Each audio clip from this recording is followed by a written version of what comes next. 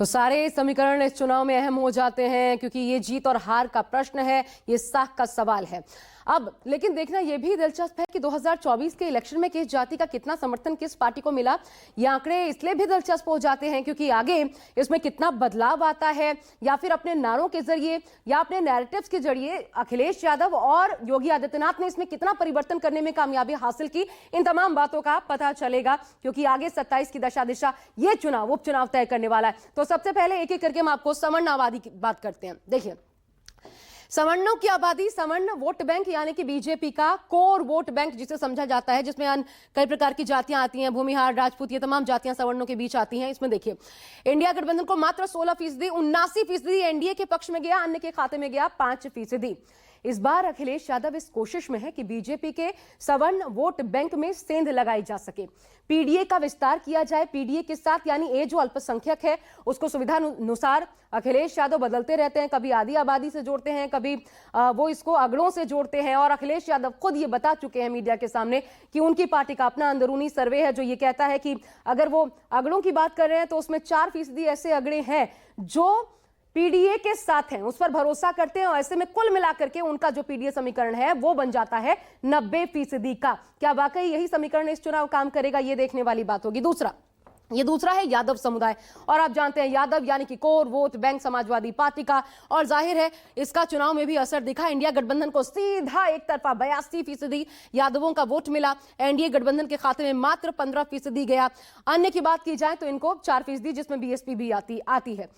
Yadav core vote bank Samajwadi party का अखिलेश यादव के आने के बाद से और ज्यादा अभी दिख रहा है कि प्रभाव और ज्यादा बढ़ रहा है अखिलेश यादव के लिए, जिस तरीके से उनका कद बढ़ा है।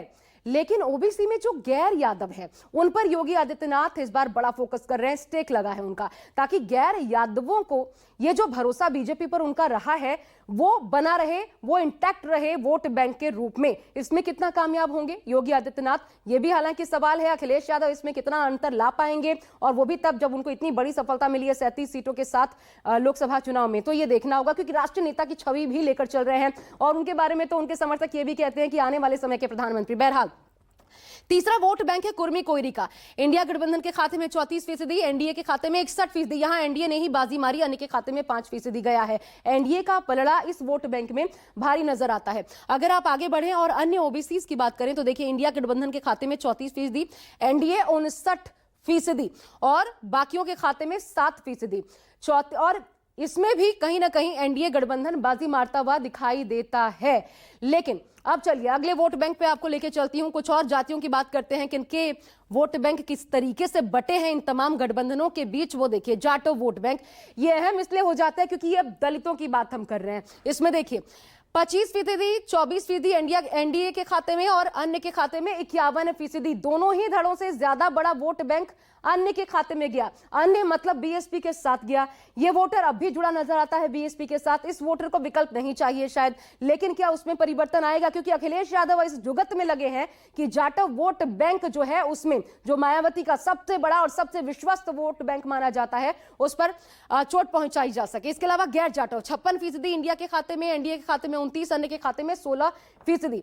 ये लड़ाई यहां पर गैर जाटवों की बड़ी इंटरेस्टिंग नजर आती है कि क्या ये लीड जो है या जो इंडिया गठबंधन को मिली वो बरकरार रहेगी या नहीं रहेगी।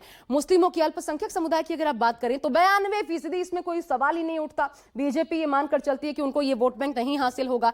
मुस्लिम वोट बैंक 92% इंडिया गठबंधन के खाते में गया, कांग्रेस के भी बूते, और एनडीए के खाते में मात्र 2%, अन्य को ज्यादा मिला, 6% उनके खाते में गया। एक तरफा मुस्लिम समुदाय का वोट बैंक इंडिया ब्लॉक के खाते में गया, जबकि मात्र 2% एनडीए को मिला और 6% जैसा कि आप देख रहे हैं अन्य के साथ। और इसलिए जिस पीडीए ने बीजेपी को यूपी में बैकफुट पर धकेला, उसका तोड़ हिंदू एकता के जरिए ढूंढने की कोशिश के तहत योगी आदित्यनाथ यूपी में सबसे बड़ा सियासी प्रयोग कर रहे हैं हिंदू एकता के नाम पर। यह कितना सफल होगा इससे तय होगा कि यूपी में 27 के सत्ताधीश की लड़ाई किस दशा और दिशा के साथ आगे लड़ी जाएगी।